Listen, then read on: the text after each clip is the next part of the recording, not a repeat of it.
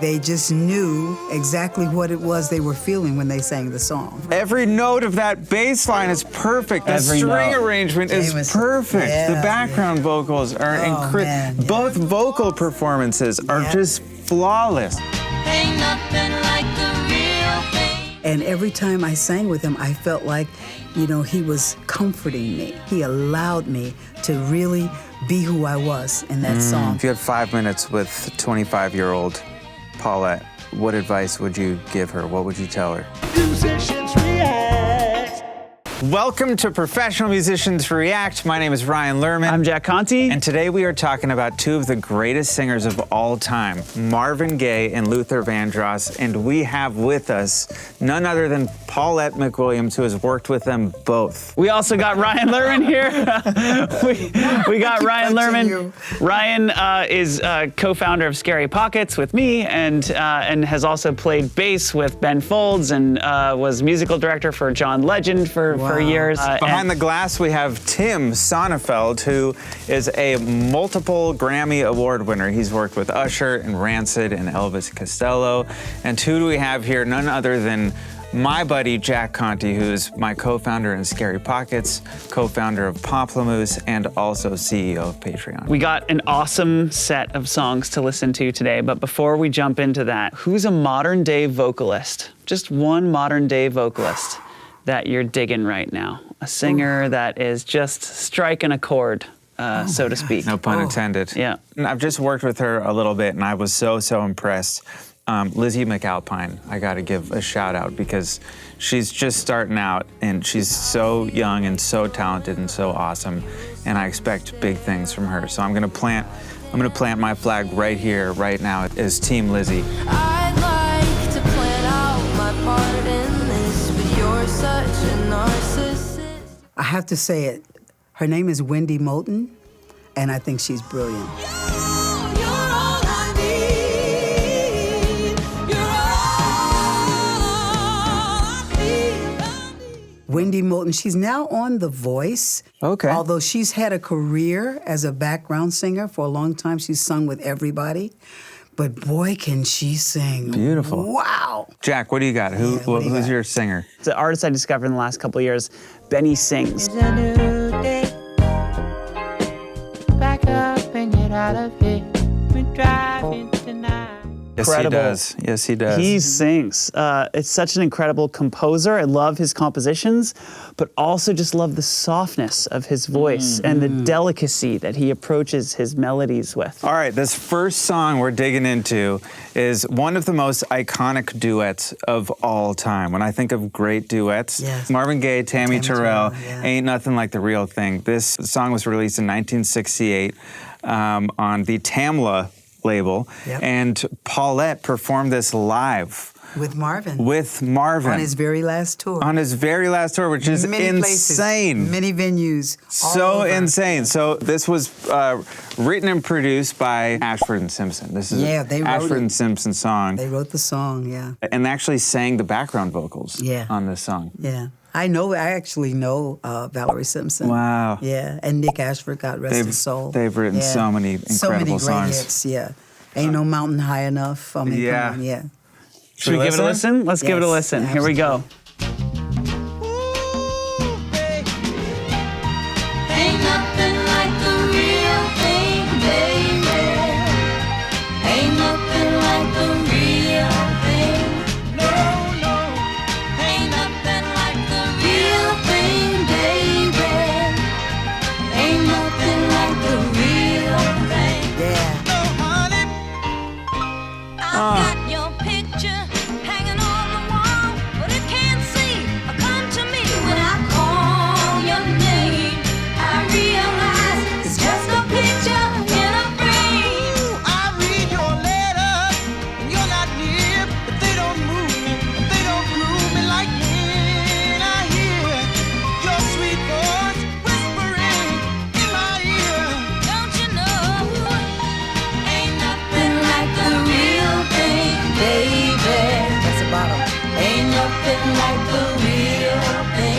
it's such a treat to hear you. You sound so beautiful. Oh my God. Oh my God. This song is like eating a dish at like a farm to table restaurant where every ingredient is just the best. Yeah. You know what I mean? Yeah. Like every ingredient, like the kale was massaged. Yeah. It's just like And you can taste everything. every note of that bass line is perfect. The Every string note. arrangement is Jameson, perfect. yeah. The background vocals are Oh, incredible. man, yeah. Both vocal performances are Yeah. just flawless. Oh my Everything. God, yes. Everything is so good. What stands out to you about her vocals in that tune? I mean, to me, they were just so together. There was a oneness. They just knew exactly what it was they were feeling when they sang the song.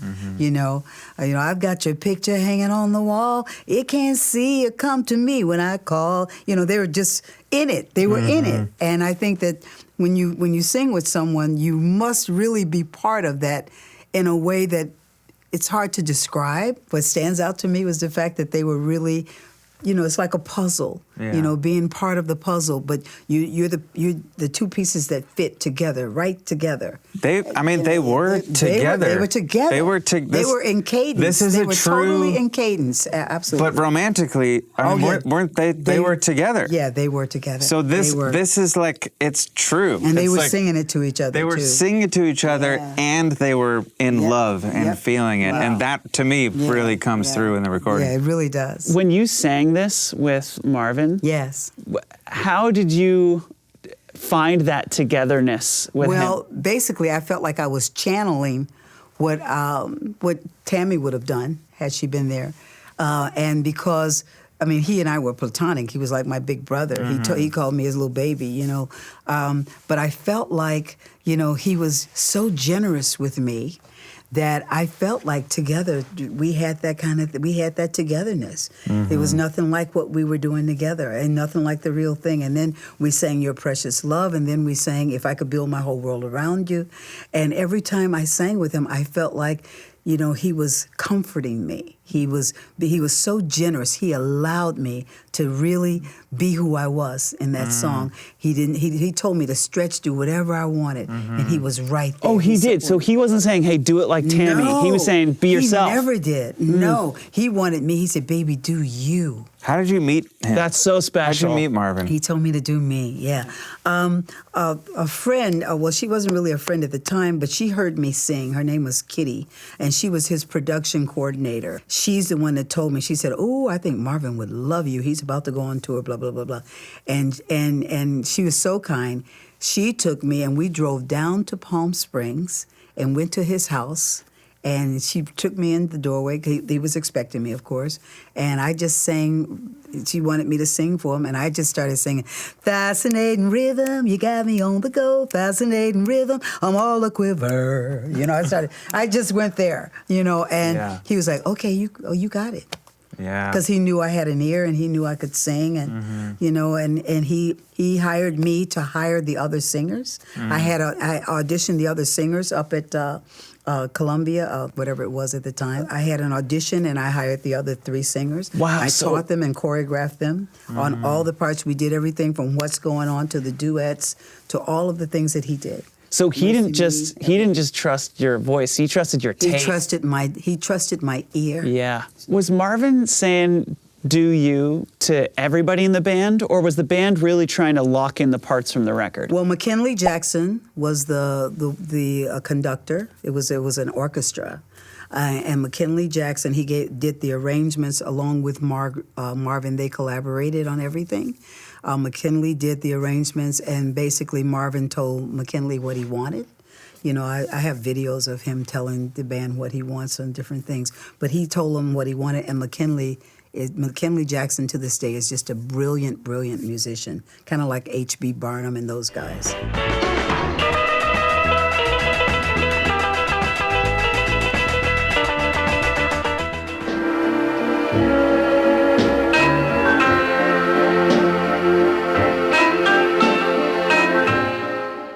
Can we just talk for a second about Marvin Gaye as a singer? I feel like Nobody like him. there's nobody like him. Have and you he- heard him sing Trouble Man? Trouble man, don't get in my way. I come up apart, babe. I haven't heard that. Oh my God, you got to listen to that. But just hearing, I've heard just like isolated vocal Yeah. stems, Oh. and there's just His so ideas, much yeah. depth and Yeah. soul, and he's not flashy. no. He's not flashy, just full of No, feeling. he and, just what comes up is what he's feeling about life and everything. That's how What's Going On came about. What's going on? What's going on? What's going on? Yeah, what's going on? He isolated himself, but he came up with that particular album, which I consider to be a classic album. Oh, yeah. Kind of like Asia, or Yeah. Steely Dan's Asia. yeah.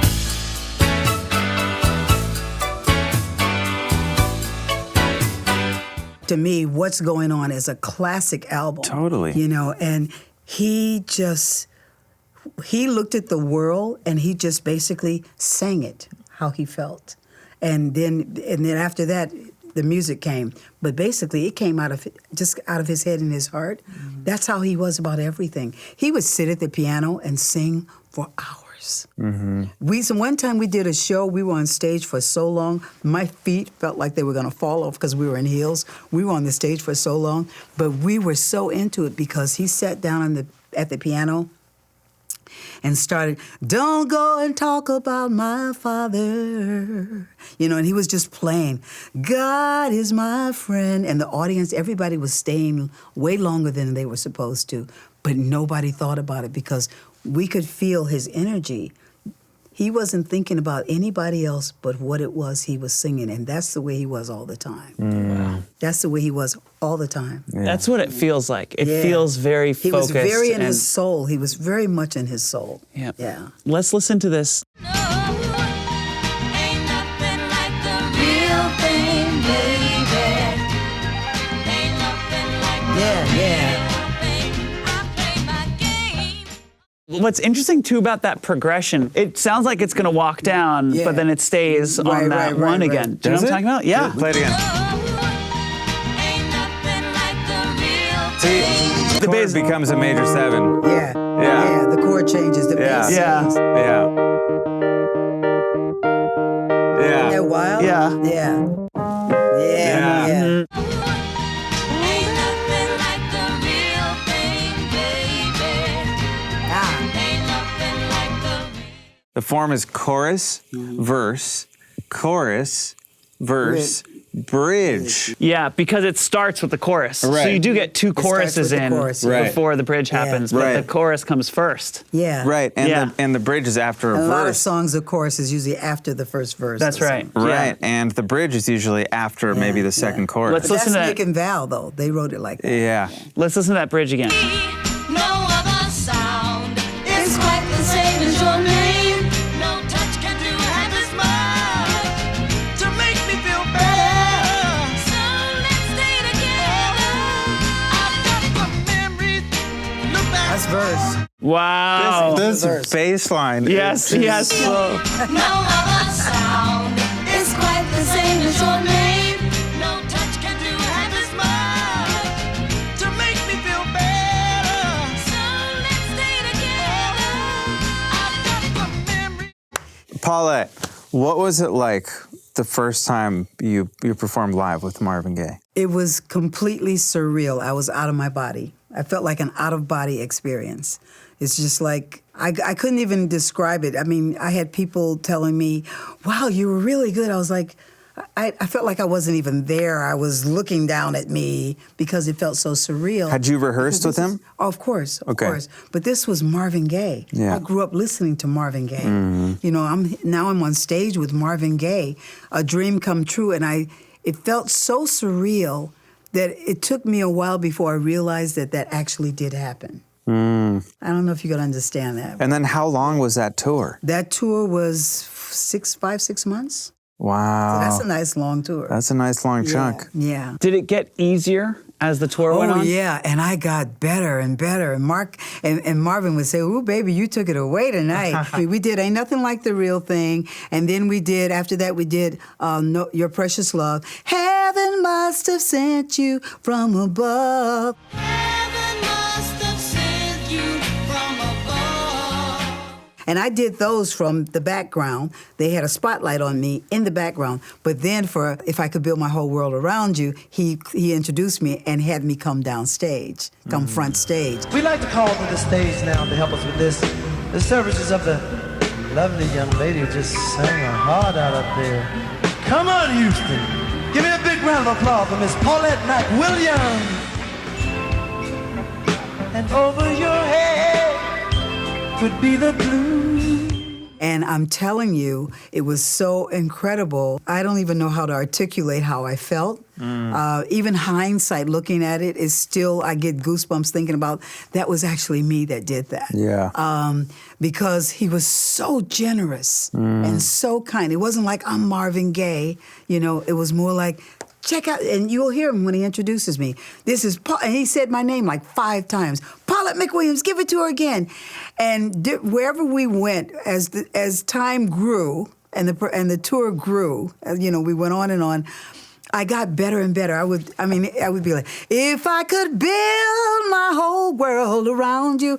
And it got to a point where I was going, if I could build it, build it, build it, build it, build it, build it. I got crazy. I got crazy. Yeah. You got into it. I got into it. And he allowed me that. He was so generous. He never once said, Paulette, you know, you're doing too much, you know. Whereas I have certain people that said, oh, girl, you didn't have to do it. He never said, he kept saying, do it. Whatever you feel, do it. He made me feel like there was nothing I couldn't do with him. That's so awesome. And it was very surreal. I really did feel like I was watching myself. It was so incredible. So from romantic legend to romantic legend, Yeah. should we talk about Luther Vandross? Oh, gosh. Let's talk about Luther. So we're going to listen to Since I Lost My Baby. This is from Forever, For Always, For Love, Yep.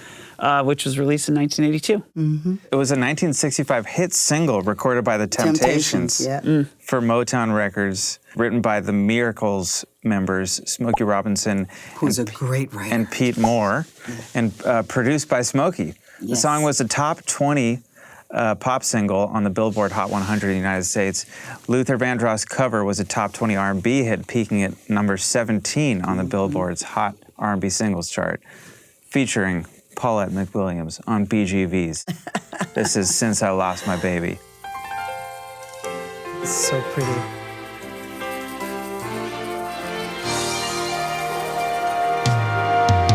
The sun is shining. There's plenty of Temptation. light. Yeah. Remember that? Yeah. It's dawn, We're definitely in the 80s now. Yeah. Yeah. and bright. But after I've been crying all night, the sun is That's some smooth singing. Yeah. and the new day seems old. Since I lost my baby. Oh, since I lost my baby. It's phrasing. Ooh, the birds are singing. The children are playing. There's plenty of work, and the bosses are paying. Not a sad word should a young heart be saying. But fun is a bore, and with money I'm home. Since I lost my baby. Since I lost my baby. Since I lost Snare sounds so good. Yeah. My baby. my baby. My baby.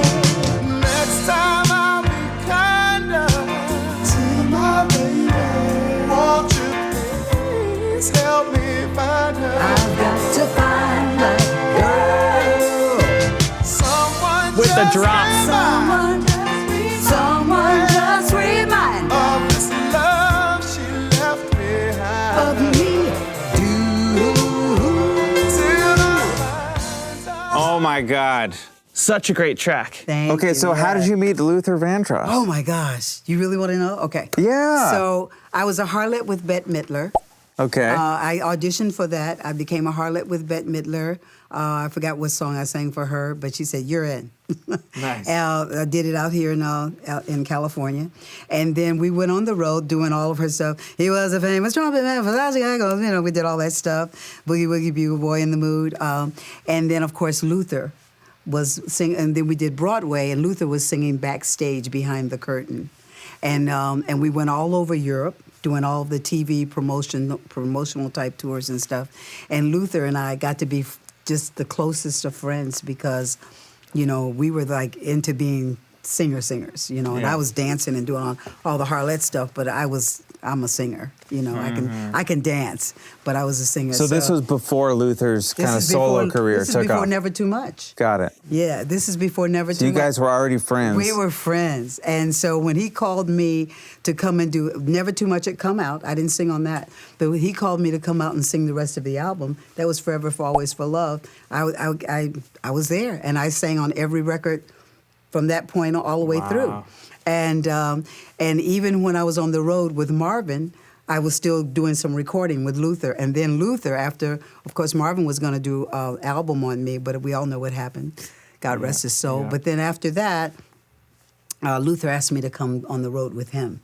And I was happy to do it. What was more rewarding for you? Was it the road, all the touring you did, or was it the I'm studio such stuff? a road dog. I've toured all my life. I love the road, but I also love the studio. Right. Because I've been in the studio all my life. Mm-hmm. And unlike, it's so funny because I know all of the singers in New York, in Chicago, and in LA because I've lived in all three places, which I feel very blessed because I love them both. Yeah.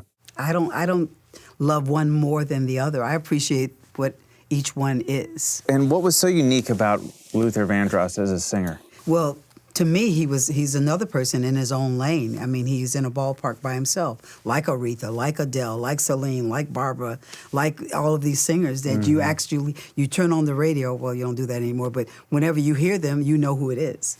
Luther was one of those people. He was the modern day Nat King Cole. And he was funny, and his tour, he did everything top of the line.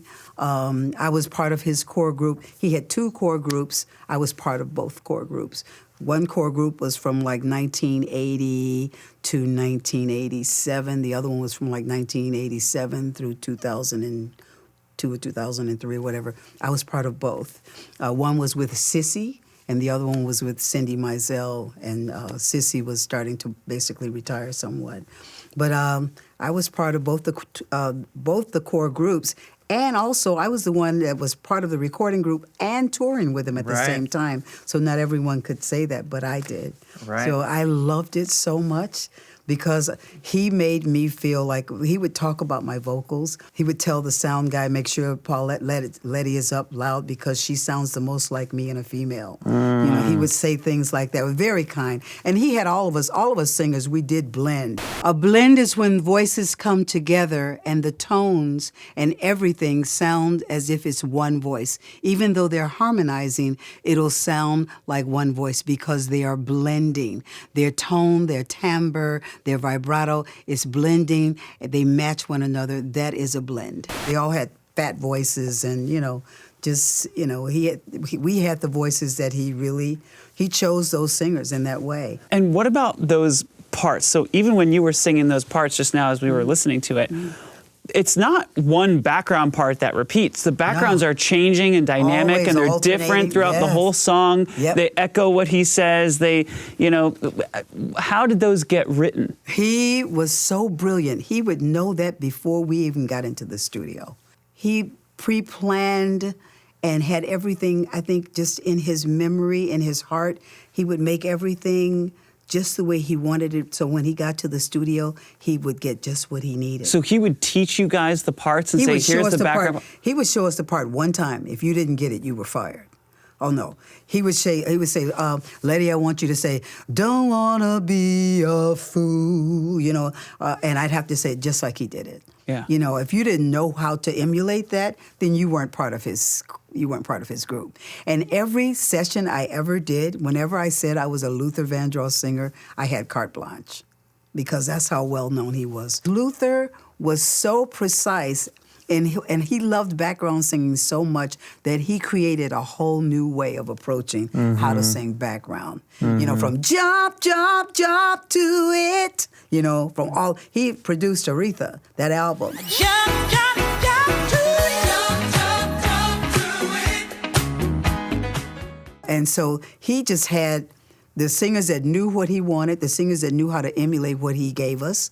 That's why he used us on everything. Thank you, God. Yeah. What were some of the? So one of the things I noticed when you were singing along is you did these Yeah. You would like fall. Oh yeah. What were some of the Those other, like, little nuances, signature things? If you didn't do those, and we had to do them on stage too. If you didn't do those little nuances that he wanted, forget about it. You couldn't do the gig, you know, because he knew what he heard in his ear, and he knew the effect it would put on the song, and how it would make the song do that little bubble kind of thing. And when people heard it, how it would affect the people that heard it, and how special it was. And that's why a lot of the singers that try to copy his vocals, most of the time, they'll miss all those little things. You know, I remember when we did For You to Love, he said, I came here for you to love. And we go, for you to love. He said, Letty, I want you to do, for you to love. Whoa! He said, Do "Take that the one more train, time. my dear, honey, for you to love. Then he go, all that stuff is in there. And Wow. you'd have to do it just the way he wanted to. Wow. So you did like a Yeah, but it has to be, those notes have to be right. They can't be, it has to be, That's why I wouldn't get the job. Yeah, not like you did it, Jack. No. Yeah. for you to love. You know, Wow. He wanted all those things in there. And Tawatha and Cindy and Fonzie and Brenda White and myself, we knew how to do all that stuff because he showed us. And were you doing all those vocals on one mic? With Luther, yeah, all on one mic. And how many people around that one mic? Well, it could be up to 5. Okay, got it. And same kind of setup where you're in the live room looking through the glass and Luther's in the control room? We'd be in the singer's booth with Luther a lot, you know, where he'd be. As a matter of fact, there's a video of Myrna from Sweet Inspirations and myself, and we're singing when Luther's singing, and I told my girl bye bye bye with David Lasley, and we're in the singer's booth. So fine, but I really didn't mean it. So my girl, bye-bye. All on one mic. And is Luther in there too? Sometimes he would, yes. But not singing. He was just Sometimes directing. he was singing. So he'd sometimes. sing along with But the backgrounds. Never sometimes he would, but never like on all the songs that are popular, that Wait for Love and all those songs that you know that he's popular for, Stop to Love, he wasn't really in there for those because he sang all those leads, but he'd tell us what to sing. And we'd have to emulate exactly what he told us. And how long were those sessions? So do you remember, like, I'm just, like, It when did they depends. If we start would in the go morning? If we would go in and we were going to do 2 or 3 songs, then the session would be longer than if we were just coming back to do one song. You know, we did I Can Make It Better. You know, we did that. We did Stop to Love. We did Wait for Love. Sometimes Love. You know, those little curls and things. Yeah. You had to know Right. exactly. If you didn't do those, his ear was unreal. Right. Like Quincy's ear, like Michael's ear. You know, I've been blessed to have worked with people with ears like that, like Marvin's ear. Yeah. You know, and And that if has you're- really helped my ear. If your ears can't keep up, then Oh, they gosh. wouldn't have called you. I wouldn't have had a gig. That's right. If you had 5 minutes with 25-year-old Paulette, what advice would you give her? What would you tell her? Listen. Listen, not with your eyes, not with any preconceived thoughts. Listen. Because only when you really, truly listen will you learn. That's what I would say. What a great note to almost end on, but we got some questions. Okay, we got one question from. Oh no, this isn't a question from the community. This is a factoid. This is a factoid. This is a lightning round factoid. Take it, Ryan. lightning Take it round, away. lightning Who? round. Okay, we were talking about Marvin and Tammy. Ain't nothing like the real thing. What was the most famous remake of this song? Who remade Ain't Nothing Like the Real Thing? Oh, I don't know. I'll give you a hint. We've talked about her in another episode. I don't know. Who is it? Aretha Franklin. Oh, was it Aretha? Yeah. On her 90s? Oh yeah, but she didn't do it like that, and she didn't do it as a duet. No. She did "There Ain't Nothing Like the Real Thing," but she did that kind of thing. There ain't nothing like the real thing, baby. Wow. She did that. This has been such a treat getting to talk Thank to you. you. Oh, it's about my all- honor. Thank you so much for coming in, I can't, Paula. even with you here talking about this stuff, I can't wrap my head around the insane amount of just legendary recordings that you've been a part of thank and you. legendary people that you've worked with. Blessings. And you just have such a kind generosity of spirit, and I understand why all these people have wanted to work with you throughout your life. Thank you. So Thank you. thank you for spending Gonna time make with me cry. us. Thank you. Thank you, Such a Paula. treat to Thank have you guys. Thanks for being here. I'm honored. I really am. And thank you all for watching, for subscribing, for all the comments, for the conversation. We really appreciate all the comments and telling us what to react to next. So please don't be shy. Tell us what you think we should listen to. We publish videos every week. Subscribe, like, comment. We'll see you next week. Bye. Bye, everybody. Bye. Bye.